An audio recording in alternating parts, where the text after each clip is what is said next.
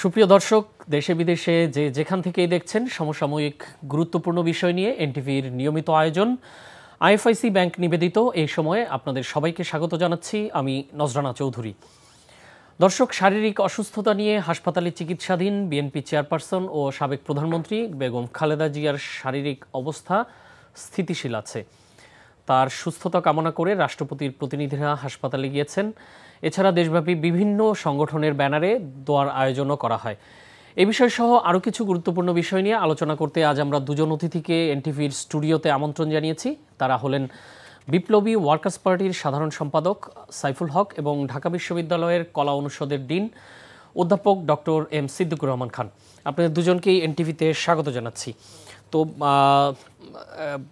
সাইফুল হক, আপনার কাছে জানতে চাই যে আপনারা আসলে ম্যাডাম খালেদা জিয়ার অসুস্থতা সম্পর্কে ঠিক টাইম টু টাইম ব্রিফ করা হচ্ছে, কিন্তু আসলে সঠিক জিনিসটা একদম এক্স্যাক্ট উনি কি অবস্থায় আছেন আপনারা কি জানেন কিনা? সেটা আমরা বিএনপির চেয়ারপারসন বেগম খালেদা জিয়ার ওনার যে চিকিৎসার টিম আছেন তাদের যে ব্রিফিং সেটা আমরা নজর রাখছি। একই সাথে বিএনপির হাইকমান্ডের যারা ক্লোজলি তার স্বাস্থ্য চিকিৎসার ব্যাপারটা মনিটর করছেন তাদের সাথে আমাদের যোগাযোগ হচ্ছে, কথাবার্তা হচ্ছে। আজকের দিনে তো একটু কিছুটা আশাব্যঞ্জক যে উনি একটু রেসপন্ড করছেন, চিকিৎসায় উনি রেসপন্ড করছেন, উনি চিকিৎসাটা গ্রহণ করতে পারছেন। কিছু শব্দ উচ্চারণ বা টুকটাক, এটা একটা আশাবাদের জায়গাটা আর কি। তো মানে গত 24 ঘন্টার তিনি 24 ঘন্টা আগে যেরকম ছিলেন প্রবাবলি আজকে একটু স্টেবল, আশঙ্কামুক্ত এটা নিশ্চয়ই এখনও বলা যাবে না। এটা এখনও অবস্থা ক্রিটিক্যালি হয়তো বলা হবে, কিন্তু আমি যেটা কালকে নানা জায়গায় বলেছি 71 জার্নালেও, যে তার অসাধারণ যে মনোবল, এটা সম্ভবত খুব বড় একটা বিষয়। আপনি জানেন যে চিকিৎসার বড় একটা বিষয় হচ্ছেন যিনি পেশেন্ট, তার মানসিক অবস্থা, তার মানসিক জোর, তার মনোবলের পাঠটা। আমার ধারণা দেশি বিদেশি ডাক্তাররা তাদের সর্বোচ্চটা করছেন। দেশবাসীর তার প্রতি যে অনেক প্রায় কোটি মানুষ দোয়া করছেন, যার যার মতো করে প্রার্থনা করছেন, এবং তার যে দৃঢ়তা এবং মনোবল, আমি আশা করি এই যাত্রাও তিনি আবার কিছুটা সুস্থ হয়ে তিনি ব্যাক করবেন। কারণ এর চেয়েও সঙ্গীন অবস্থায় তিনি ছিলেন। তখন আমরা একবার ওনাকে দেখতে গিয়েছিলাম গণতন্ত্র মঞ্চের দিক থেকে।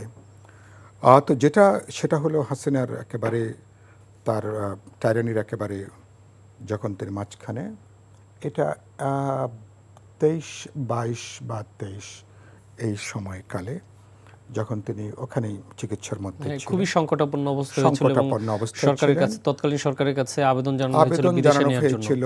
সরকার নানা অজুহাত, এক এক দিন এক এক অজুহাত, নতুন নতুন অজুহাত তৈরি করে, যেটা আমরা পাবলিক স্টেটমেন্ট করেছি, প্রেস ব্রিফিং করেছি, পরে আমরা ওখানে যেও আমরা ব্রিফ করলাম। চিকিৎসা পাওয়া একটা তো নাগরিকের অধিকার, আর তারপরে যিনি বিএনপির চেয়ারপারসন, তিনবারের প্রধানমন্ত্রী, তার আরও অনেকগুলো তার পরিচয় তিনি ভূষিত আছেন। তো সে মানুষটাকে, এবং এটা করা হয়েছিল যে ওনাকে আসলে প্রথমত গোটা রাজনীতি থেকে ওনাকে সরিয়ে দেওয়া, এবং এই পথে ওনাকে বলতে পারেন প্রায় তার বেঁচে থাকার অধিকার থেকেও খানিকটা তাকে সরিয়ে দেওয়া, বঞ্চিত করা। এটা হচ্ছে আমাদের এখানে প্রতিশোধ স্পৃহার যে খুব নিম্ন পর্যায়ের রাজনীতি, এটা ছিল তার একটা খুবই নিম্ন পর্যায়ের একটা ডেমনস্ট্রেশন। তো উনি নিশ্চয়ই একজন বিরল সৌভাগ্যবতী মানুষ। তিনি তার নেতৃত্বে আমরা যখন আওয়ামী লীগ যখন বিট্রে করলো 86 সালে নির্বাচনে, বিকেলবেলা চিটাঙে বললেন যে এরশাদের অধীনে নির্বাচনে গেলে যাতে বেঈমান হবে, মধ্যরাতে এসে এরশাদের অধীনে তারা নির্বাচনে গেল। আওয়ামী লীগের নেতৃত্বে 8 দল, বিএনপির নেতৃত্বে ছিল 7 দল, আমরা ছিলাম 5 দল, লেফট তৎকালীন ওয়ার্কার্স পার্টি সহ আমরা 5 দল মিলে। সেই মুভমেন্টও তিনি একেবারে পুরোধা তিনি নেতৃত্বে। আর এবারও এই সামরিক স্বৈরতন্ত্র, এবার হাসিনার স্বৈরতন্ত্রের বিরুদ্ধে যে লড়াই 15-16 বছরে, তিনি ফিজিক্যালি পুরোটা উপস্থিত থাকতে না পারলেও তিনি ছিলেন গোটা লড়াইয়ের একটা অনুপ্রেরণার একটা উৎস, এক ধরনের আইকনিক এক ধরনের চরিত্র। তার এই দৃঢ়তা, তার এই আপসহীন তার যে অ্যাটিচিউড, গণতন্ত্রের প্রশ্নে নীতির প্রশ্নে, একটা নীতিনিষ্ঠ রাজনীতির প্রশ্নে, একটা ফ্যাসিস্ট রেজিমের বিরুদ্ধে ব্যক্তিগতভাবে তিনি তো একটা অকল্পনীয় হেনস্থার শিকার হয়েছেন। এক সন্তান বাইরে মারা গেলেন খুবই দুর্ভাগ্যজনকভাবে, আরেকজন দেশের বাইরে, তিনি নিজে অসুস্থ।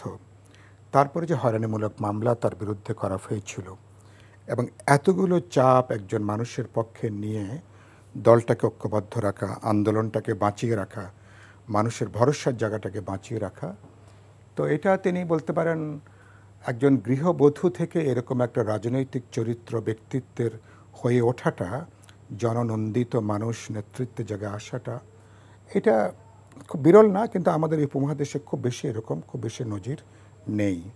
তো সেই জায়গা থেকে আর এমন একটা সময়, যে সময় আমরা অভ্যুত্থান পরবর্তীকালে, এখন যখন আমরা আগামী ফেব্রুয়ারিতে জাতীয় নির্বাচন, গণভোট, দেশ যখন একটা গণতান্ত্রিক উত্তরণের পথে যাবে, তখন তার সুস্থ থাকাটা, তখন তার কিছুটা সক্রিয় রাজনীতির মধ্যে থাকা, বিএনপির মধ্যে তাকে 3-3টা আসনে তাকে মনোনয়নও তার নাম তারা ঘোষণা করেছেন। এই সময়কালে রাজনীতির মধ্যে তিনি সুস্থ আছেন, তিনি মোটামুটি, কারণ তার মাথা আমরা দেখেছি যে খুবই পরিষ্কার, যখন আমরা কথাবার্তা বলেছি, এখনও আশা করছি তিনি মোটামুটি তার মস্তিষ্ক। 21 নভেম্বরই তো তিনি সেনাকুঞ্জে গেলেন, সেনাকুঞ্জে গিয়েছিলেন সশস্ত্র বাহিনী দিবসে। আমরা কাছে, উনি অল্প সময় ছিলেন, ওনাকে দূর থেকে দেখেছি। আর সেই যাওয়াটাও ঠিক কতটা সমীচীন হয়েছে সেটা নিয়েও এখন নানা প্রশ্ন উত্থাপিত হয়েছে। এগুলোর হিসাব বিবেচনার মধ্যে রাখার ব্যাপারটা ছিল, কারণ ওনার জীবন নিয়ে কোনো ঝুঁকি নেবার মতন কোনো জায়গায় শুধু ওনার দল না, আমরা আসলে কেউ নাই সবাই। তো সেই জায়গাটা বিবেচনার মধ্যে আমি আশাবাদী যে তিনি এবারও, তিনি হয়তো মানে সামগ্রিকভাবে তিনি এবারও তিনি কিছুটা সুস্থ হয়ে তিনি আমাদের মাঝে আবার তিনি আসবেন। ধন্যবাদ। অধ্যাপক সিদ্দিকুর রহমান, আপনার কাছে জানতে চাই যে এই যে বেগম খালেদা জিয়া অসুস্থ হয়েছেন, সারা দেশে কিন্তু আজকে দেখলাম যে বিভিন্ন কর্নারের, দেশের বিভিন্ন প্রান্তে বিভিন্ন সংগঠন, ব্যক্তি পর্যায়ে হোক, রাজনৈতিক দল হোক, সংগঠন হোক, এমনকি রাষ্ট্রপতি আজকে তার প্রতিনিধিদের পাঠিয়েছেন রিটেন স্টেটমেন্ট দিয়ে, এবং খালেদা জিয়ার কাছে রিটেন স্টেটমেন্টও দিয়েছেন, তিনি চিঠি দিয়েছেন। এবং গতকালকে অ্যাডভাইজারি কাউন্সিল, মানে ক্যাবিনেট মিটিংয়ে তার আরোগ্য কামনা করা হয়েছে।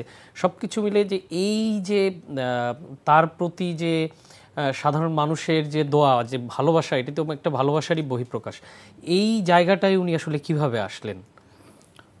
ধন্যবাদ আপনাকে, এবং সাইফুল ভাই আছেন, তাকে শুভেচ্ছা জানাচ্ছি।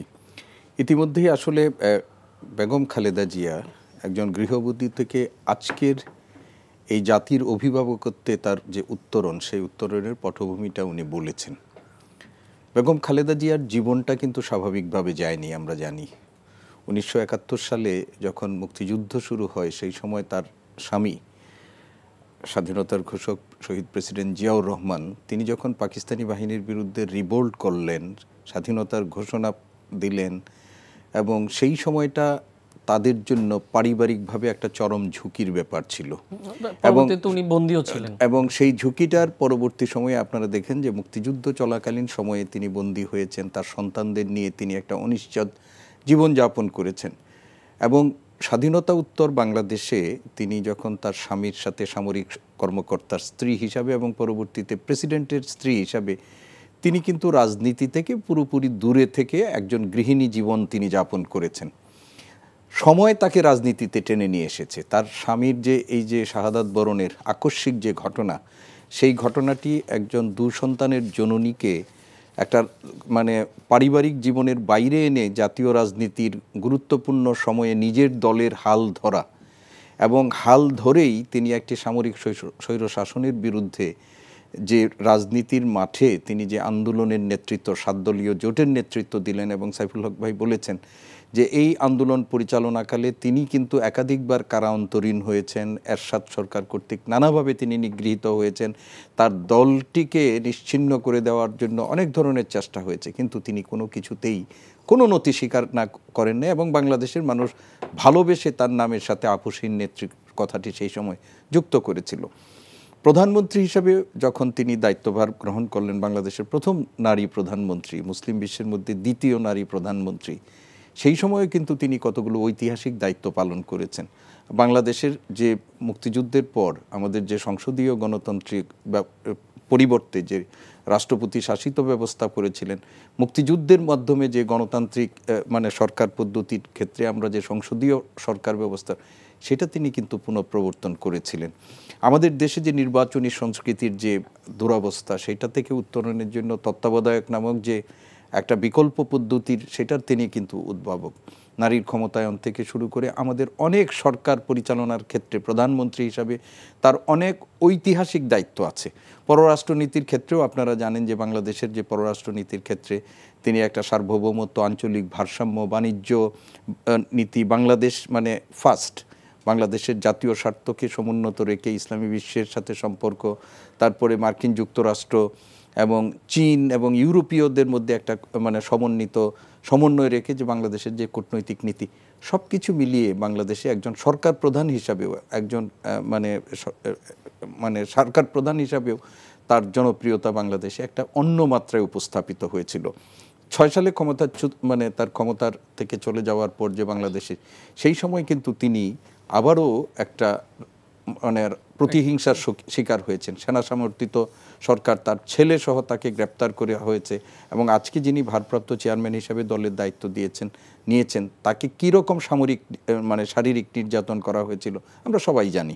এবং একটু আগে সাইফুল হক ভাই বলেছেন যে তার এই সংকটময় মুহূর্তে এক সন্তানের মৃত্যু, আরেক সন্তানকে দেশান্তরী হওয়া, এবং এর পরেও তিনি একটা অটুট মনোবল রেখে শেখ হাসিনার যে ফেসিবাদী শাসন ব্যবস্থা, সেই ফেসিবাদী শাসন ব্যবস্থার থেকে গণতন্ত্রে উত্তরণের জন্য যে লড়াই সংগ্রাম সাইফুল ভাইরা দীর্ঘ সময় করেছেন, তিনি শুধু সহযাত্রী না, সেখানের অগ্রণ সেনানী হিসাবে ভূমিকা পালন করেছেন। এবং এই জন্য তাকে কীরকম মাসুল দিয়েছে, দীর্ঘদিনের স্মৃতি বিজড়িত বাড়ি থেকে তাকে কিভাবে বিতাড়িত করা হয়েছে সেটা আমরা জানি। এবং এক পর্যায়ে তাকে আর কোনোভাবে নিয়ন্ত্রণ করতে না পারার পর শেষ পর্যন্ত একটা মিথ্যা মামলা দিয়ে একটা প্রশাসনের বিচারের মাধ্যমে তাকে কারারুদ্ধ করে তাকে এই বয়সের একজন নারীকে জীবনে নানাভাবে মানসিক শারীরিক নির্যাতনের মধ্য দিয়ে আজকে যে তার অবস্থা তৈরি হয়েছে, সেটার দিকে তাকে ঠেলে দেওয়া হয়েছে। এই যে তার দীর্ঘ সংগ্রামের জীবন, এবং একই সাথে তার উপর যে সরকারি নিপীড়ন, নির্যাতন, এবং সেই নিপীড়ন নির্যাতনের মধ্যেও দেশ এবং দেশের স্বাধীনতা, সার্বভৌমত্ব, গণতন্ত্র, নিজের দলের অস্তিত্ব বজায় রাখা এবং সামগ্রিকভাবে দেশের কল্যাণের জন্য তার যে আপোষহীন অবস্থান, আপনারা দেখেন যে তাকে একাধিকবার অফার দেওয়া হয়েছে জীবন মৃত্যুর সন্ধিক্ষণে। তিনি তখনও গেছেন মুসলেকা দিয়ে দেশ থেকে চলে যাওয়ার জন্য, রাষ্ট্রপতির কাছে ক্ষমা ভিক্ষা করার জন্য, তিনি কিন্তু কখনো করেননি। যখন বাংলাদেশে সেনা সমর্থিত সরকারের তত্ত্বাবধায়ক সরকারের বিরাজনীতিকরণ অংশ হিসাবে যখন তাকে বিদেশে চলে যাওয়ার জন্য অফার দিয়েছেন, তিনি কিন্তু বলেছেন আমার কোথাও যাওয়ার জায়গা নেই, এই দেশ আমার, এখানেই থাকবো, এখানেই মরবো, এই দেশের মানুষের সাথেই থাকবো। এবং আজকে পর্যন্ত তিনি জীবন মৃত্যুর সন্ধিক্ষণে থেকে এই দেশের মানুষের কাছে আছেন। এবং এই দেশ লন্ডনে চিকিৎসার জন্য গেলেন, এবং আবার ফিরে আসেন। অনেকেই কিন্তু মনে করেছিল যে তিনি কিন্তু লন্ডনে হয়তো দীর্ঘ সময় অবস্থান করবেন, কিন্তু যখন তার আসার মতো সময় হয়েছে, তিনি আবার দেশের মানুষের কাছে চলে এসেছেন। এই যে তার অনন্য রাজনৈতিক নেতৃত্ব, এবং একই সাথে দেশের একজন অভিভাবক তুল্য রাজনীতিবিদ হিসাবে তার যে ভূমিকা, সেই ভূমিকা দেশের মানুষের কাছে তার একটা অনন্য গ্রহণযোগ্যতা তৈরি করেছে। আপনি গত 4-5 দিনে তার জন্য যে সাধারণ মানুষের, সেখানে দল মত, কোনো যে ভিন্নতা বিভাজন কোনো কিছুই না, মানুষের যে ভালোবাসা এবং সেই ভালোবাসার বহিঃপ্রকাশ মানুষ নানাভাবে করছে। আপনি যে কথাটি বললেন যে সরকারের দায়িত্বশীলরা তো আছেই, এছাড়াও ভিন্ন রাজনৈতিক দল মতের মানুষও কিন্তু তাকে দেখতে যাচ্ছে, তার জন্য শুভকামনা করছে, তার জন্য বিবৃতি দিচ্ছে, তার ফিরে আসার জন্য শুভকামনা করছে। এটি কিন্তু খালেদা জিয়ার জন্য একটা অনন্য প্রাপ্তি আমরা বলবো। তিনি যে দেশের জন্য দিয়েছেন, দেশবাসী এই মুহূর্তে সেটা, আমরা তো তার পরিচয় বলি যে তিনি দেশনেত্রী এবং তিনি বিএনপির চেয়ারপারসন, কিন্তু এই মুহূর্তে তিনি, আমার কাছে মনে হচ্ছে যে তিনি বিএনপির বাইরে যেও দেশের নেত্রী হওয়ার, সাধারণ মানুষের, আপামর মানুষের নেত্রী হওয়ার যোগ্যতাটা যে তিনি অর্জন করেছেন, এই কয়েকদিনে আমরা এটা দেখেছি। সাইফুল হক ভাই বলেছেন যে এইটা বিরল না হলেও আমাদের এই উপমহাদেশের রাজনীতিতে এটা খুব কম। বাংলাদেশের রাজনীতির যে সংস্কৃতি, সেই সংস্কৃতিতে আমাদের এমন ঘটনা হয়েছে যে আমাদের রাজনৈতিক প্রতিপক্ষ বলে যারা থাকে তাদের এই ধরনের পরিস্থিতি নয়, মৃত্যু হলেও আমরা অনেক সময় সেটার উল্লাস প্রকাশ করি আমরা। তো সেইখানে খালেদা জিয়ার এই সংকটময় জীবনের যে এই পরিস্থিতি, সেই পরিস্থিতি দিয়ে আবার প্রমাণিত হয়েছে যে তিনি বাংলাদেশের মানুষের মনের মধ্যে কোথায় অবস্থান করেন।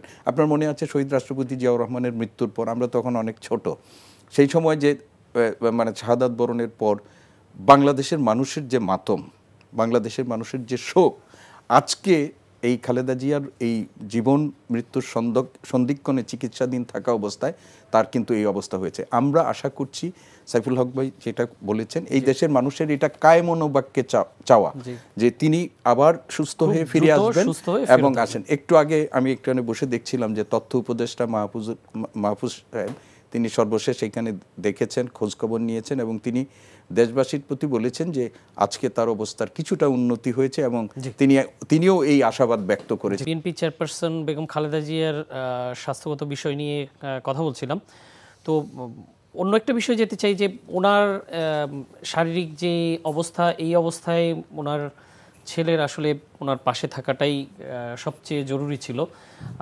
বিএনপির ভারপ্রাপ্ত চেয়ারম্যান তারেক রহমান, এবং তিনি গতকাল একটি ফেসবুকে স্ট্যাটাসে জানিয়েছেন যে দেশে ফেরাটা তার একক নিয়ন্ত্রণাধীন নয়। তো তাহলে এটাই আসলে কার নিয়ন্ত্রণাধীন, যদি সাইফুল হক আমাদেরকে একটু জানাতে পারতেন। ধন্যবাদ। উনি নিজেই জানিয়েছেন এটি। জি, আমরা গতকাল তারেক রহমানের স্ট্যাটাস তো আমরা দেখেছি এবং সেটা দেশের সচেতন মানুষের সেটা মনোযোগ আকর্ষণ করেছে। আমি প্রথম বলতে চাই যে এটা তার এই স্ট্যাটাসের মধ্যে খুব পরিষ্কার তিনি যে তার অসুস্থ মাকে দেখার জন্য তার যে আকুতি, মনের যে আকুতি, তো সেটা মোটামুটি স্পষ্ট। সেটা নিয়ে প্রশ্ন তোলার কোনো সুযোগ বা কোনো অবকাশ নেই। তিনি যে আসতে চান এরকম একটা সময়ে, সেটা নিয়েও আমি মনে হয় যে কেউ কোনো প্রশ্ন তুলবে বা তোলার কোনো জায়গাটা আছে।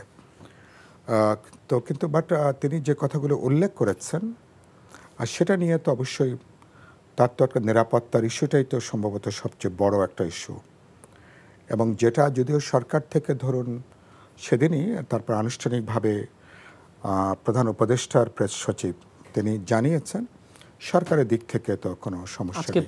পররাষ্ট্র উপদেষ্টাও বলেছেন, আজকে পররাষ্ট্র উপদেষ্টাও তিনি বলেছেন যে তারা দরকার হলে মানে তাকে পাস দিয়ে একটা স্পেশাল ব্যবস্থা করেও তিনি আসতে পারবেন। এখন প্রথমত তার আশাটা তার তো এটা তো একটা তো মানে মা যখন অসুস্থ থাকে, ওই যে বিদ্যাসাগর তো শুনেছি যে মায়ের দেখার জন্য দামোদর নদী সাঁতরিয়ে তিনি তার মার কাছে যে হাজির হয়েছিলেন। তো এগুলো ঘটনা, এরকম মানুষের জীবনে অসংখ্য ঘটনা আছে। বাট তিনি একই সাথে বাংলাদেশের এই মুহূর্তে বৃহত্তম একটা রাজনৈতিক দলের তিনি বাস্তবে তিনি এখন প্রধান কার্যকারী তিনি দায়িত্বে আছেন, এবং বাংলাদেশ যখন একটা ক্রান্তিকালও পার করছে, অভ্যুত্থান, তারপরে আগামী নির্বাচন, একই দিনে গণভোট নির্বাচন, এবং দেশের বিএনপি তো বটেই, দেশের সাধারণ মানুষ অপেক্ষা করছেন তিনি এ সময় দেশে আসবেন, তার দলের তিনি শারীরিকভাবে হাল ধরবেন এবং নেতা কর্মী জনগণ সবার মধ্যে একটা উৎসাহ উদ্দীপনার জায়গাটা তৈরি হবে।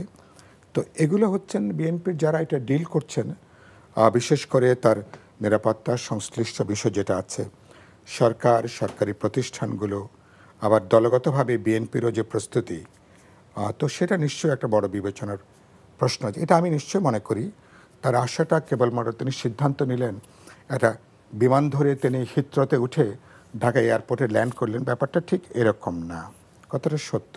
ফলে it should B a collective decision. দলে যারা আছেন, দলের বিশেষ করে সিকিউরিটি রিজনগুলো যারা, এই কনসার্নগুলো যারা সেখানে দেখছেন, আরেকটা কনসার্ন হলো তার আসার ব্যাপারে যাদের সংশয় আছে, সন্দেহ আছে, বা যাদের ধরুন তার আসার মধ্য দিয়ে যাদের কপালে কিছুটা মানে আছে না, কপাল কিছুটা ভাঁজ পড়তে পারে নানা কারণের জন্য, তো তাদের এর মধ্যে কোনো তৎপরতা আছে কিনা আমি জানি না, তাদের কোনো ইনডিরেক্ট কোনো তৎপরতা আছে কিনা, উইদিন এক্সটার্নাল কোনো কিছু আছে কিনা, এগুলো নিশ্চয়ই তার কাছে নিশ্চয় তথ্য আছে, কিছু তথ্য উপাত্ত হয়তো বা আছে, তিনি আরেকটু হয়তো হিসাব নিকাশ করে বিবেচনা করার একটা প্রশ্ন আছে। এবং বাস্তবে যিনি দেশে ফিরলে বিএনপিকে যে নেতৃত্ব দেবেন ফিজিক্যালি আগামী নির্বাচনের যে তৎপরতা, এবং পরবর্তী আশা করা যায় পরবর্তী পার্লামেন্ট, পরবর্তী সরকারকেও যিনি হয়তো মানে আশা করা হচ্ছে যিনি নেতৃত্ব প্রদান করবেন, ফলে তার আশার সাথে অনেকগুলো প্রশ্ন নিশ্চয়ই যুক্ত আছে। তো এটাকে শুধুমাত্র এক কথাই যে তিনি বললেন তিনি এখানে পরের দিন বিমান ধরে তিনি নামলেন, ব্যাপারটা ঠিক এরকম না।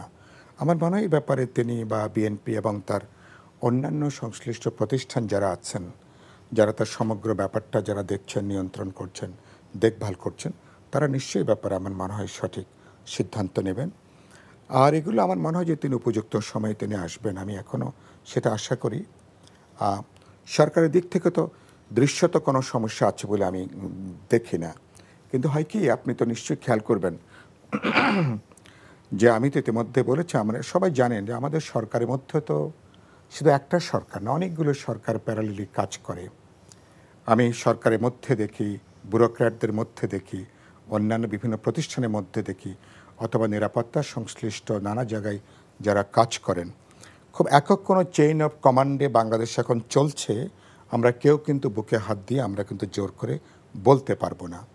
এগুলো নিয়ে হয়তো বিবেচনা, চিন্তা, উদ্বেগের প্রশ্নটা এইখানে। এগুলোকে তারপরও নিশ্চয়ই রাজনীতিকদেরকে দায়িত্ব নিতে হয়, ঝুঁকি নিতে হয়, চ্যালেঞ্জ নিতে হয় দেশের ডাকে, মানুষের ডাকে।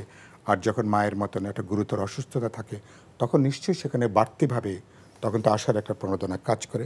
আমার মনে হয় যে তিনি তার যে আকুতিটা, এটা আমি মনে করি খুবই জেনুইনলি তিনি এটা ব্যক্ত করেছেন, এবং আমার ধারণা যে একটু নিশ্চয় আলাপ আলোচনা করে তিনি হয়তো উপযুক্ত সময় তিনি আসবেন বলে আমি বিশ্বাস করি আর কি। জি, ধন্যবাদ। অধ্যাপক সিদ্দিকুর রহমান, আপনার কাছে জানতে যে উনি যেই কথাটি বলেছেন বিএনপির ভারপ্রাপ্ত চেয়ারম্যান, যে তার দেশে ফেরার বিষয়টি তার একক নিয়ন্ত্রণাধীন নয়, এবং যেই কারণে উনি বলেছেন ওনার মায়ের অসুস্থতার কারণে, এবং ওনার মায়ের অসুস্থতা যেই পর্যায়ে সারা দেশের মানুষের যেই ওনার সুস্থ হওয়ার জন্য যে আকুতি, প্রার্থনা, সব কিছু মিলিয়ে জিনিসটা অনেক বেশি সিরিয়াস। তো সেই জায়গাটায় উনি আসতে পারছেন না, বিষয়টা আমার কাছে বা আপাত দৃষ্টিতে গুরুতরই মনে হয় খুব। যে উনি যেটি বলছেন তার মানে সমস্যাটা হয়তো বা একটু জটিল। সেই যেটি বলেছেন যে একক নিয়ন্ত্রণাধীন নয়, তো আপনার কি মনে হয়? দেখুন, একটু আগে সাইফুল হক ভাই কিন্তু অনেক প্রেক্ষাপটটা বলেছেন এবং আমি ওনার সাথে একমত। তারেক রহমান একজন ব্যক্তি এবং শুধুমাত্র একজন মায়ের সন্তান নন, তিনি একটা দলের কার্যত এখন তিনি নেতৃত্ব দিচ্ছেন, এবং দেশের অনেক মানুষ মনে করেন, এবং সাইফুল হক ভাইয়ের কথার মধ্য দিয়েও সেটি প্রতিভাত হয়েছে যে আগামী দিনে তিনি হয়তো এই দেশকে তিনি নেতৃত্ব দিবেন। ফলে তার এই যে আশা, তার যে মানে এইখানে এই অবস্থার মধ্যে ফেলে আসা, এগুলোতে অনেকগুলো বিষয় যে যুক্ত আছে এতে কোনো সন্দেহ নেই। এবং তিনি নিজে কিন্তু বলেছেন, তার যে স্টেটমেন্টটা আপনারা দেখেছি সেখানে নিজে বলেছেন যে এর সাথে অনেক কিছু সংবেদনশীল বিষয় যুক্ত আছে যেগুলো খোলামেলা ওইভাবে বলাও যাবে না। এবং গতকাল যখন সাংবাদিকরা এই ব্যাপারে বিএনপির মহাসচিবকে যখন প্রশ্ন করেছিল তখন কিন্তু তিনি বলেছেন যে মানে ভারপ্রাপ্ত চেয়ারম্যানের যে ফেসবুক স্ট্যাটাস এবং সেখানে তিনি যে বক্তব্য রেখেছেন এর বাইরে এই মুহূর্তে তাদের কাছে বলার মতো কোনো নেই। এর মধ্যেই আপনি দেখবেন রাজনৈতিক বিশ্লেষক যারা আছেন অন্যরা তো এগুলো বিশ্লেষণ করছে, বা আমাদের মতো যারা আপনাদের টক শোতে আসি বা এরকম তারাও বিশ্লেষণ করছেন।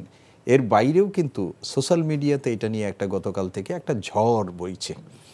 বিশেষ করে রাজনীতির অঙ্গনে তার যে প্রতিপক্ষ এবং প্রধান প্রতিপক্ষ যে রাজনৈতিক দলটাকে আমরা এখন বিবেচনা করছি, তারা নানাভাবে এটাকে ব্যাখ্যা করার চেষ্টা করছেন, এবং জনগণের মধ্যেও কিন্তু একটা বিভ্রান্তি, ধোঁয়াশা এটা তৈরি করার একটা অপচেষ্টা চলছে। এবং এইখানে কিন্তু সোশ্যাল মিডিয়া একটাকে ব্যবহার করা হচ্ছে ব্যাপকভাবে। কিন্তু আমি ব্যক্তিগতভাবে মনে করি যে তারেক রহমান এই যে যেমন ধরেন একটা এখন ট্রাভেল পাসের ব্যাপার হয়েছে, তার মানে তার একটা পাসপোর্টের ব্যাপার আছে এবং আরও অন্যান্য বিষয়গুলো হয়তো যুক্ত আছে, এবং বাংলাদেশের জিও পলিটিক্যাল আমাদের যে অবস্থা, সেই অবস্থাটাও কিন্তু ওনাকে বিবেচনা করতে হবে। সব কিছু মিলিয়ে তারেক রহমান, এটা আমরা মনে করি, আপনি দেখেন বিএনপির পক্ষ থেকে তার যে আসার জন্য যে প্রয়োজনীয় প্রস্তুতি, এটা কিন্তু আমরা এখানে দৃশ্যমানও কিছু দেখেছি। এবং দৃশ্যমান দেখার মধ্যে যে তার জন্য একটা বাড়ি প্রস্তুত করা হচ্ছে, বুলেট প্রুফ গাড়ি কেনার জন্য তাদের যে সরকারের কাছ থেকে অনুমতি নেওয়া হয়েছে, সব ধরনের কিন্তু একটা প্রস্তুতি নেওয়া হচ্ছে। এবং আমরা গত 2-1 দিন বিভিন্ন মাধ্যমে শুনছিলাম যে নির্বাচনী তফসিলটি ঘোষণা হওয়ার পরপরই তিনি দেশে আসবেন এবং নির্বাচনী কার্যক্রমে যেহেতু আছেন সেগুলোর সাথে অংশগ্রহণ করবেন। তারেক জিয়ার এই যে এখন যে পরিস্থিতিটা তৈরি হয়েছে, বেগম খালেদা জিয়ার যে একটা হঠাৎ করে এই অসুস্থতা বৃদ্ধি, মানে অসুস্থতার যে এখন যে অবস্থাটা হয়েছে, সেটার জন্য কিন্তু তিনি হয়তো মানসিকভাবে প্রস্তুত ছিলেন না। তার একটা হয়তো টাইম লাইন আছে, একটা পরিকল্পনা আছে, এবং সেই পরিকল্পনা অনুযায়ী তিনি নিজেকে নিয়ে আসার জন্য, যেটা উনি বলেছেন যে এটা তো আমার মা অসুস্থ হয়ে গেল, বা আমার আমি ইউএসএতে আছি, আমার বাবা অসুস্থ হয়ে গেল, আমি চলে আসলাম, এরকম। ওইটা কিন্তু যেহেতু এরকম না, তার একটা পরিকল্পনা নিশ্চয়ই আছে, তার দলের একটা পরিকল্পনা আছে, সেই ধরনের একটা বাস্তবতার মধ্যে আসার যে প্রস্তুতি ছিল। ব্যক্তি তারেক হতেন হয়তো চলে আসতেন। আমি তো সেটাই বলছি যে তিনি শুধুমাত্র একজন মায়ের সন্তান তারেক এই মুহূর্তে না, অবশ্যই তিনি মায়ের সন্তান তারেক, কিন্তু এই বিষয়গুলো তাকে বিবেচনায় রাখতে হবে। এবং আমি মনে করি যে এই বিষয়গুলো নিশ্চয়ই বিবেচনা করে তিনি নির্বাচনের জন্য যে প্রস্তুতি এবং সেইখানে তার প্রার্থিতা ঘোষণা করা হয়েছে, একটা প্রক্রিয়ার মধ্যে দিয়ে তিনি আছেন। এবং আমরা আশা করি যে বেগম খালেদা জিয়া যদি কিছুটা সুস্থ হন এবং নির্বাচনী যে তৎপরতা আমরা শুনছি যে মানে কি বলে দ্বিতীয় সপ্তাহের প্রথম দিকেই হয়তো তফসিল ঘোষণা হতে পারে, সব কিছু মাথায় রেখে তিনি দেশে আসবেন, এটাই আমরা প্রত্যাশা করি। এবং তারও হয়তো পরিকল্পনা এই দিকেই, কিন্তু এই সময়ের মধ্যে একদিকে তার মা যে ধরনের গুরুতর অবস্থায় আছে, এবং তার দেশে আসা নিয়ে রাজনৈতিক দলগুলোর মধ্যে কেউ কেউ বা রাজনৈতিক দলের সমর্থকদের মধ্যে দিয়ে সোশ্যাল মিডিয়াতে যে ধরনের খবর আছে, এটা প্রত্যাশিত না। এবং এই মুহূর্তে মানে একটা পরিস্থিতিকে মানে কাজে লাগিয়ে তাকে একটু মেলাইন করার, এটা তো বাংলাদেশের রাজনীতিতে উনি কিন্তু মিডিয়া ট্রায়ালের অনেক শিকার হয়েছেন, অনেকভাবেই তিনি শিকার হয়েছেন। তো আমরা মনে করি অন্ততপক্ষে যারা এগুলো বিবেচনা করেন বা এগুলো দেখেন, তারা এই বিবেচনাটাও সাথে রাখবেন। তারেক রাজনৈতিক দলের তারেক, তারেক রহমান, এই বিষয়গুলো তারা সবাই মনে রাখবেন। এবং আমরা আশা করছি যে তিনি আসবেন, নির্বাচনে অংশগ্রহণ করবেন, দলকে নেতৃত্ব দিবেন, হয়তো আগামী দিনে জনগণের ম্যান্ডেট পেলে সরকারেরও নেতৃত্ব দিবেন তিনি। জি, ধন্যবাদ। সাইফুল হক, আপনার কাছে জানতে চাই অন্য একটা বিষয়, যে গতকালকেই প্রধান নির্বাচন কমিশনার বলেছেন যে হয়তো ডিসেম্বরের দ্বিতীয় সপ্তাহের দিকে ত্রয়োদশ জাতীয় সংসদ নির্বাচনের তফসিল ঘোষণা হবে। তো সেটি মাথায় রেখেই বলতে চাই, আজকে একটি আলোচনা ছিল, সেই আলোচনায় রাজনীতিবিদরা বলেছেন যে নির্বাচন কমিশন এখনও জনগণের প্রত্যাশা পূরণ করতে পারছে না, এরকম একটা বক্তব্য উঠে এসছে রাজনীতিবিদদের কথায়।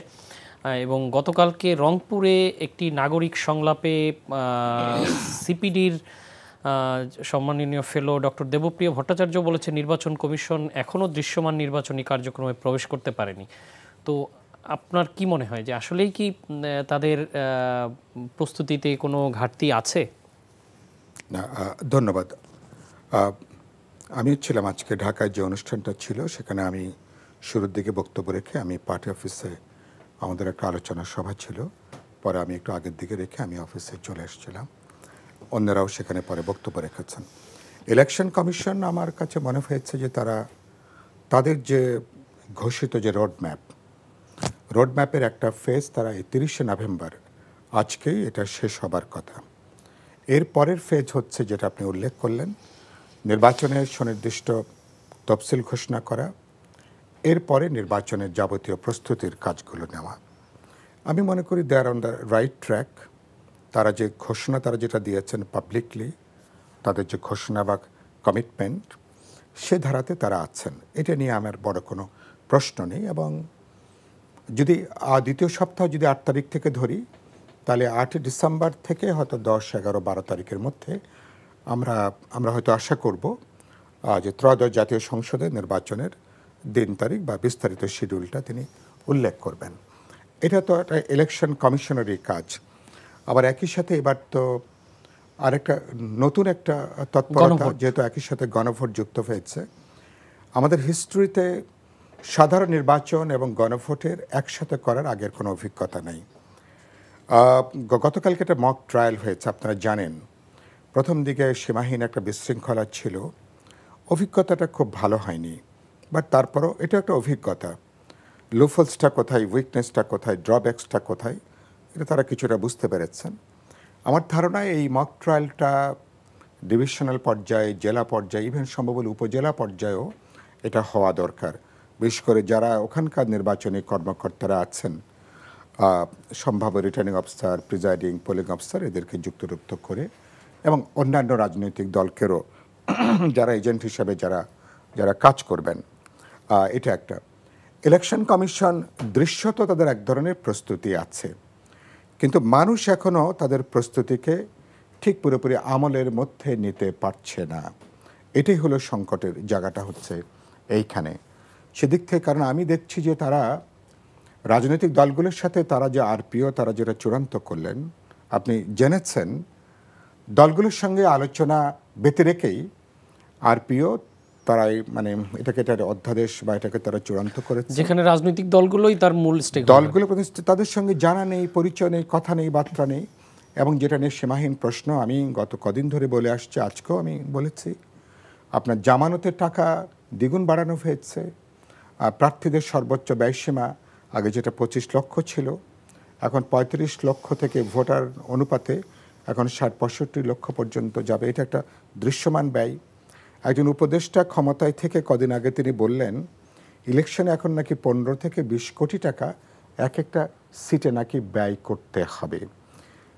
ক্ষমতায় থেকে একজন উপদেষ্টা যখন একথা বলেন, এবং তিনি নিজে আবার বলেছেন যে তিনি নির্বাচন করবেন, এবং তিনি নিজে আবার নির্বাচন করবেন, সে ঘোষণাও যখন আবার দিচ্ছেন, তার মানে কি? তার মানে আগামী নির্বাচন কি পুরোপুরি একটা টাকার খেলায় পর্যবেসিত হতে যাচ্ছে? উপদেষ্টা যিনি আছেন, যিনি ছাত্র উপদেষ্টা হন, তিনি তো একটা দুটো মন্ত্রণালয়, তিনি একটা ফুল দায়িত্বের মধ্যে আছেন। তো এরকম দায়িত্বের জায়গা থেকে যখন কথাটা বলা হয়, তার মানে আগামী নির্বাচন যে একটা টাকার খেলায় পর্যবেসিত হবে, তার লক্ষণ, তার নানা জিনিস ইতিমধ্যে খুব স্পষ্ট। ইলেকশন কমিশন এসব ব্যাপারে কার্যত তেমন কোনো দৃশ্যমান কোনো উদ্যোগ নেই। এবং এটা আমি বলেছি, এটা তারা কিছু কিছু রিফর্ম করছেন, কথা বলছেন, কিছু আচরণবিধি তৈরি করছেন, এগুলো অনেকখানি বজ্র আটনি, ওই যে ফসকা গেরোর মতন। আপনি এক জায়গায় বলছেন কি পোস্টার দেওয়া যাবে না, আবার বলছেন বিলবোর্ড করা যাবে।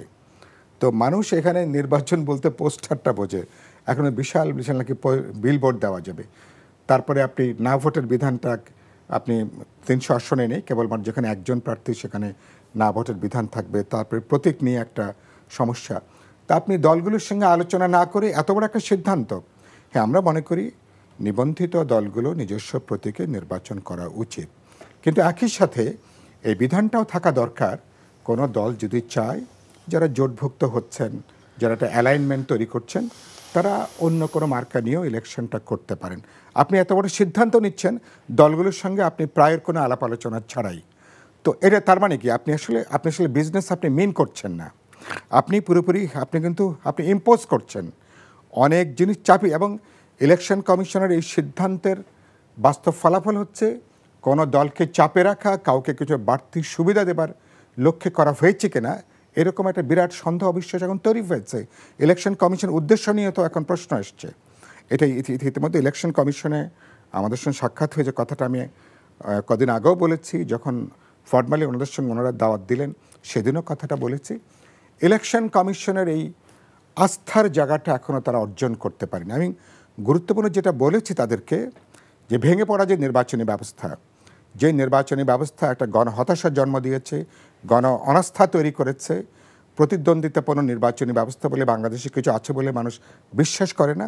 তাহলে গোটা নির্বাচনী ব্যবস্থার উপরে আস্থা, বিশ্বাসটা ফিরিয়ে আনাটাই আপনাদের জন্য বড় চ্যালেঞ্জ।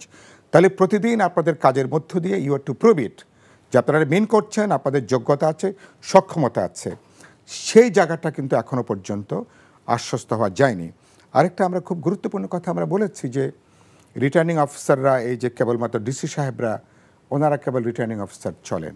আমরা বলেছি অন্যান্য আমাদের যে ক্যাডারগুলো আছেন, অন্যান্য সার্ভিসে যারা, সেখানে কিছু দক্ষ যোগ্য লোক আছেন, সেখান থেকে নেওয়া দরকার। আর বলেছি ইলেকশন কমিশন থেকেই প্রধানত এই গুরুত্বপূর্ণ পদগুলোতেই থাকা উচিত। আর আমি ফাইনালি মনে করি ইলেকশন কমিশন সরকারের যদি পরিপূর্ণ যদি সহযোগিতা না থাকে, সহযোগিতার প্রশ্নটা উঠছে কেন? কারণ দেখছি সরকার তো এখনও নিরপেক্ষতার পরীক্ষায় এখনও সরকার ভালো করে পাশ করতে পারেনি।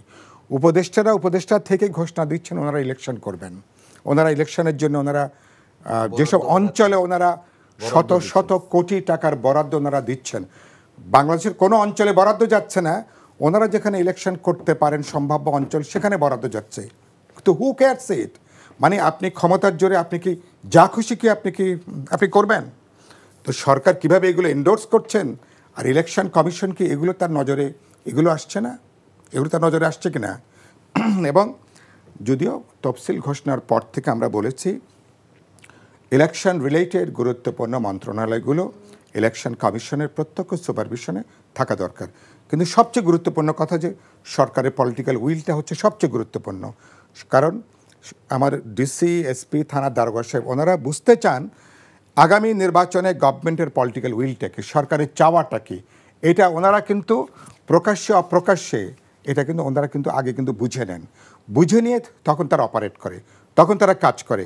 তো সেখানে যে সরিষার দিয়ে আমি ভূত তাড়াবো, সরিষার মধ্যে যদি ভূত থাকে তাহলে তো আমাদের জন্য নানা ধরনের সংকট অপেক্ষা করবে। আমি এই জন্য বলেছি সরকারের পলিটিক্যাল উইলটা সবচেয়ে গুরুত্বপূর্ণ। সরকার, ইলেকশন কমিশন, রাজনৈতিক দল এবং জনগণ, এটা একটা যৌথ অর্কেস্ট্রার মতন, সম্মিলিত উদ্যোগের মতন, সবাইকে আস্থার মধ্যে নেওয়া। এখন আইনশৃঙ্খলা আপ টু দ্য মার্ক পর্যায়ে আসেনি, জনপ্রশাসনে এখনও পুরোপুরি ভরসা করা যাচ্ছে না, আর্মি ডিপ্লয়মেন্টের কথাটা এসছে, হয়তো এটা একটা শেষ ভরসা। কিন্তু একটা আপরাইজিংয়ের পরে নির্বাচন কেন্দ্রগুলোতে সশস্ত্র পাহারা বসিয়ে যদি ভোট দিতে হয়, এটা তো রাজনৈতিক দলগুলোর জন্য এক ধরনের কিন্তু রাজনৈতিক পরাজয়, একটা পলিটিক্যাল ডিফিট, ইথিক্যাল মোরাল একটা ডিফিট, যে আমি একটা সেনা প্রহরার বসিয়ে আমাকে ভোটারদেরকে বলছি আপনারা আসেন, আপনারা এখন ভোটটা দেন। তো একটা অভ্যুত্থানের পরে একটা বিজয়ী জনগণের তো এরকম জিনিসটা হওয়ার কথা না। তার মানে পরিস্থিতিটা এরকম। তার মানে গত 15 মাসে সরকার তো লম্বা সময় নিয়েছেন, কিন্তু এখনও পুলিশ প্রশাসন, ল এনফোর্সিং এজেন্সির বাকি শাখাগুলো এখনও জনপ্রশাসনকে ওরকম একটা জায়গায় এখন আমরা আনতে পারেন। These are the challenges. কিন্তু আমি মনে করি এগুলো থাকবে আমাদের সবার এই সম্মিলিত উদ্যোগে। আর সবচেয়ে বড় কথা মানুষের কনসাসনেস। আমি কালকে ডিবেট ফর ডেমোক্রেসির প্রোগ্রামে ছিলাম ঢাকা কলেজ আর ওই যে ইডেন কলেজের, তাদের একটা অসাধারণ ডিবেট হলো। আমি আমাদের বাচ্চাদেরকে বলেছি তোমরা নিরাপদ সড়ক আন্দোলনে যেভাবে তোমরা রাজপথে ছিলে, এবার তোমরা এই মুরব্বীদেরকে, বয়স্করা যারা হানাহানি করতে পারে, মারামারি করতে পারে, সংঘাতে করতে পারে, তোমরা এবার স্বেচ্ছাসেবকের ভূমিকা পালন করতে পারো কিনা। সকল দলের তোমাদের সমান অ্যাপিল, বা আপনারা শান্তিপূর্ণ থাকবেন, চট দখল করবেন না, জবরদস্তি করবেন না, জোরাজোরি করবেন না, ভোট প্রদানে কাউকে বাধা প্রদান করবেন না। আমরা দেখতে চাই, আমরা একটা ফেয়ার প্লে দেখতে চাই। দেখেন না বড় বড় ওই মানে ক্রিকেট টিমে ফুটবল খেলার আগে লেখা থাকে না ফেয়ার প্লে। আমরা একটা ফেয়ার খেলা দেখতে চাই। আপনি খেলার যে নিয়ম করেছেন কেউ এই নিয়মের ভায়োলেট করবে না। গোল খেলে তাকে হলুদ কার্ড দেখাবেন, না হলে তাকে লাল কার্ড দেখিয়ে মাঠ থেকে তাকে বের করে দেবেন। Election commission should have that পাওয়ার। সুতরাং বাচ্চারা এই কনসাসনেস, আগামী ইলেকশন, শেষ কথাটা বলি এই পর্বে, ইলেকশন যদি প্রশ্নবিদ্ধ হয়, ইলেকশন নিয়ে যদি বিতর্ক দেখা দেয়, তাহলে কিন্তু পুরনো জমানার কথা মানুষ কিন্তু মনে করবে। 17 বছর ধরে আমরা যে নির্বাচনের অপেক্ষা করছি, সেই নির্বাচন কি আবার প্রশ্নবিদ্ধ হবে? সেই নির্বাচন কি আবার কি দখলদারিত্বের জায়গা যাবে? নির্বাচনে আবার কি কালো টাকা মাফিয়া সন্ত্রাসীরা তারা কি আবার পার্লামেন্টে যে আবার তারা কি জেকে বসবে? তাহলে অভ্যুত্থানের লাভটা কি হলো? তাহলে অভ্যুত্থানে আমার অর্জনটা কি? এবং এই প্রশ্নবিদ্ধ হলে পার্লামেন্ট প্রশ্নবিদ্ধ হবে। নির্বাচনের মধ্য দিয়ে সরকার গঠিত হবে, শুরুতে সরকার কিন্তু হোঁচট খেতে খেতে সরকারকে হাঁটতে হবে, তখন ইন্টারন্যাশনালিও নির্বাচনের ক্রেডিবিলিটি নিয়ে প্রশ্ন উঠতে পারে। এই জন্য আমি যেটা বলেছি, রাজনৈতিক দলগুলোকেও একটা বোঝাপড়া করে আলাপ আলোচনা করা দরকার। ভাই আমরা ফেয়ার প্লে করব, ডিবেট করব, আলোচনা করব, রাজনৈতিক প্রতিযোগিতা থাকবে, কিন্তু সহিংসতার কোনো জবরদখলের জায়গায় আমরা যাব না। That should be the rules of the game. তাহলে আমরা কিন্তু হয়তো ইতিহাসের সেরা নির্বাচন করতে পারবো না, কিন্তু একটা ভালো নির্বাচন করে ডেমোক্রেটিক ট্রানজিশনের জন্য পরবর্তী ধাপে আমরা আসতে পারবো। জি, ধন্যবাদ। অধ্যাপক এম সিদ্দিকুর রহমান, আপনার কাছে জানতে চাওয়া যে এই যে নির্বাচন কমিশন যেটি সাইফুল হক বলছিলেন, এটি আমারও প্রশ্ন ছিল, সাইফুল হক আগেই এটির অবতারণা করেছেন, যে আরপিও সংশোধন করে ফেললেন রাজনৈতিক দলগুলোর সাথে আলোচনার আগেই এবং গেজেটও হয়ে গেল। তো এই বিষয়টা কি মানে যারকে নিয়ে নির্বাচন করব, নির্বাচনের মূল স্টেক হোল্ডার, তার সাথে আলোচনা না করে আমি আচরণবিধি চূড়ান্ত করে ফেললাম, এটি গেল একটি বিষয়। আর আইন শৃঙ্খলা পরিস্থিতির কথাও এসছে। আজকে যেমন খুলনায় প্রকাশ্য দিবালোকে আদালতের মতো সুরক্ষিত জায়গায় গুলি করে 2 জন আসামিকে হত্যা করা হয়েছে। এই অবস্থায় আসলে যদি চলতে থাকে সেই জায়গাটায় নির্বাচন কতটুকু সুরক্ষিত থাকবে, ভোটারদের নিরাপত্তা? আপনাকে আবারও ধন্যবাদ। আসলে বাংলাদেশের যে নির্বাচনী সংস্কৃতি আমাদের 54 বছরে দেখেছি, সেই সংস্কৃতির মধ্য থেকে আমরা খুব বেশি মানসিকভাবে উত্তরণ হয়েছে এটা কিন্তু আমি মনে করছি না। আমাদের একটা আশা ছিল যে এর আগে আমাদের নির্বাচন কমিশনগুলো মুখে বলেছে, সরকার বলেছে যে নির্বাচন কমিশন স্বাধীন, কিন্তু আমরা অনেক সময় দেখেছি এবং এমনকি আমাদের যে সর্বশেষ নির্বাচন কমিশন ছিল হাবিবুল্লাহ আওয়ালের যে নির্বাচন কমিশন, সেখানেও তিনি বলেছেন যে আমার পক্ষে নির্বাচন সুষ্ঠুভাবে করা সম্ভব না যদি সরকার সেটা না চায় বা সহযোগিতা না করে। আমাদের কাছে এইবারের যে ইলেকশন কমিশনের কাছে প্রত্যাশাটা যে এইবার কোনো রাজনৈতিক সরকার, আমরা বলি 2-1 জন এরকম সেরকম হতে পারে, কিন্তু আমরা যদি সামগ্রিকভাবে চিন্তা করি যে এইবার কোনো রাজনৈতিক সরকার ক্ষমতায় নেই এবং যিনি এই সরকারের নেতৃত্ব দিচ্ছেন তিনি কোনো সাধারণ মানুষও না, তারও একটা জাতির প্রতি, তাদেরও একটা আন্তর্জাতিক মহিলার প্রতি তার একটা কমিটমেন্ট আছে এবং সেই সুনাম মর্যাদা রক্ষা করাও তার দায়িত্ব। ফলে আমরা যেটা খুবই বেশি প্রত্যাশা করেছি বা করছি এখনও, যে এই নির্বাচন কমিশন অন্যবারের মতো সরকারের হস্তক্ষেপ অমুকগুলো এইগুলো যদি বেশি দোহাই দিয়ে নিজেদের মানে ব্যর্থতাকে ঢাকার চেষ্টা করেন, সেটা কিন্তু এইবার অপেক্ষাকৃত কম এটা হালে পানি পাবে। এখন যদি এই যে বললেন এই নির্বাচন কমিশনের কাছে তো আমাদের অনেক বেশি প্রত্যাশা, এবং সেই প্রত্যাশার জায়গাটা হলো যে নির্বাচনটি পরিচালনা করা হবে সেই নির্বাচনের মেইন প্লেয়ার হচ্ছে পলিটিক্যাল অর্গানাইজেশনগুলো। এবং এই যে আরপিও সংশোধন নিয়ে এককভাবে, আমি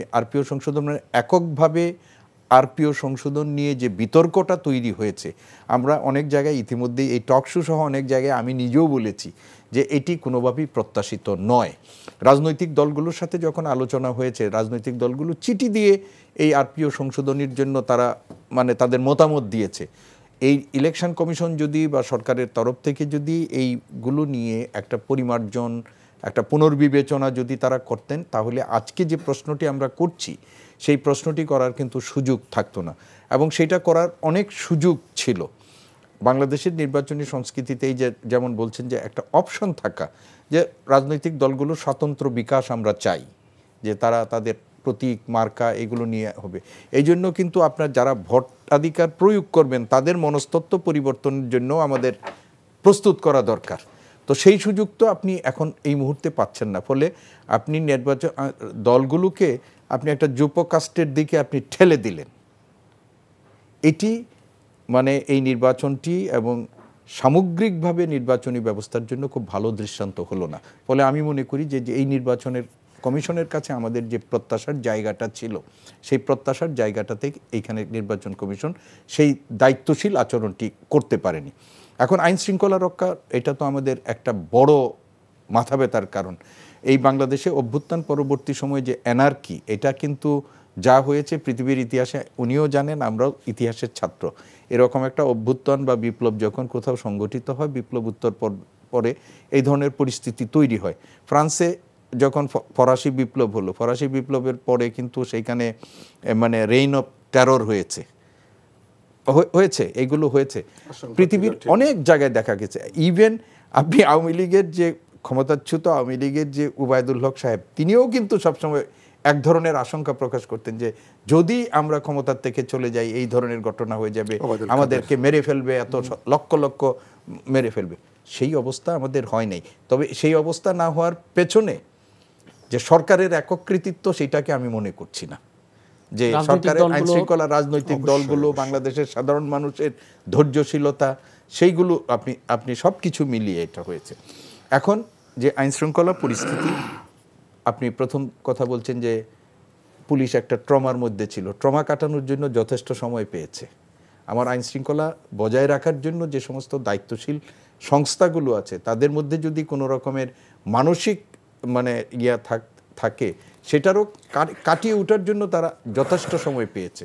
এবং আমাদের স্বরাষ্ট্র উপদেষ্টা মহোদয় অনেক কথাই অনেক সুন্দর সুন্দর আস্তে আস্তে করে বলেছেন, অনেক সময় আমরা দেখেছি এবং সেগুলোর কিছু কিছু প্রতিফলন আমরা দেখেছি। কিন্তু সামগ্রিকভাবে জনপ্রত্যাশা পূরণের মতো বা আইন শৃঙ্খলার মতো একটা জটিল পরিস্থিতির সার্বিক উন্নয়নের মতো কোনো চেষ্টা দেখিনি। আদালত চত্বরে এখানে 2টা হয়েছে, এর আগেও কিন্তু ঢাকায় হয়েছে, এছাড়াও কিন্তু সামগ্রিকভাবে হচ্ছে। এবং এইখানে সরকারের আরও সচেতনতাটা যে আমাদের যে নির্বাচনটি হতে যাচ্ছে সেই নির্বাচনটিকে ব্যাহত করার জন্য কিন্তু অনেক অপশক্তি ক্রিয়াশীল আছে এবং আইন শৃঙ্খলা রক্ষার অবনতি ঘটিয়ে তারা নানা ধরনের পরিস্থিতি তৈরি করতে চায়। আজকে দেখবেন যে আমাদের খুব দায়িত্বশীল ব্যক্তিরাও মানে আজকে একটা প্রচারণা আছে, ফেব্রুয়ারিতে নির্বাচন হচ্ছে না, গুমর ফাঁস, এই ধরনের কথা কিন্তু তারা বলছেন। এবং এই ধরনের কথাগুলো এক ধরনের মানুষের মনের মধ্যে তো ক্রিয়া করে, মানে মানুষের মনের মধ্যে একটা বলবো যে কি অবিশ্বাসের জায়গা তৈরি করে, বিভ্রান্তির জায়গা তৈরি করে। তো এইগুলো তো যারা করার তারা করবেন, তারা যেন করে এই ধরনের কোনো পরিস্থিতি তৈরি না করতে পারেন সেই পরিস্থিতিটা তৈরি করার দায়িত্ব হলো সরকারের। কিন্তু আমরা এই আইন শৃঙ্খলা রক্ষা পরিস্থিতি বলেন, আপনি শিক্ষা প্রতিষ্ঠানগুলোর স্বাভাবিক স্থিতিশীলতা বলেন, কোনোটাই কিন্তু আমরা লক্ষণীয় মাত্রায় বা আমাদের প্রত্যাশার জায়গাটায় হয়নি। তারপরেও আমরা কিন্তু আশাবাদী হতে চাই যে নির্বাচনী তফসিল ঘোষণার পর ইলেকশন কমিশনের যে তাদের যে সাংবিধানিক দায় দায়িত্বগুলো শুরু হবে সেইগুলো যথাযথভাবে তারা যদি পালন শুরু করেন তাহলে হয়তো পরিস্থিতি, কারণ দেশের মানুষের মধ্যে কিন্তু একটা নির্বাচনী আকুতি আছে। আপনি যদি ঢাকা শহরে না, আপনি যদি গ্রামাঞ্চলে দেখেন, আমি মনে করি ঢাকা শহরে বরং এই টেলিভিশন সেটের বাইরে এই নির্বাচন এগুলো নিয়ে যত কথা হয় গ্রামের মানুষের মধ্যে তার চেয়ে অনেক বেশি হয়। কারণ এবং ফলে এই মানুষগুলোকে যদি আপনি প্রপারলি গাইড করেন তারা সদায়িত্বেই কিন্তু এই নির্বাচনটিকে সুষ্ঠু করার জন্য তারাও ভূমিকা রাখবে। জি, ধন্যবাদ। আমরা আজকের মতো এখানে শেষ করতে চাই। দর্শক, ডেঙ্গু আক্রান্ত হয়ে মৃত্যুর মিছিল যেন থামছেই না। গত 24 ঘন্টায় মারা গেছেন 5 জন, একই সময়ে হাসপাতালে ভর্তি হয়েছেন 636 জন। পাশাপাশি শীতও প্রায় চলে এসেছে। এ সময় মৌসুম পরিবর্তনজনিত রোগে আক্রান্ত হওয়ার প্রবণতা বাড়ে, বিশেষ করে শিশু ও বয়োবৃদ্ধরা বেশি অসুস্থ হয়ে পড়েন। চিকিৎসকরা তাই সবাইকে সচেতন হওয়ার পরামর্শ দিয়েছেন। সবাইকে এ বিষয়ে সাবধানতা অবলম্বন করা এবং সতর্ক থাকার আহ্বান জানিয়ে আজকের মতো বিদায় নিচ্ছি। এনটিভির সাথে থাকার জন্য ধন্যবাদ। শুভরাত্রি।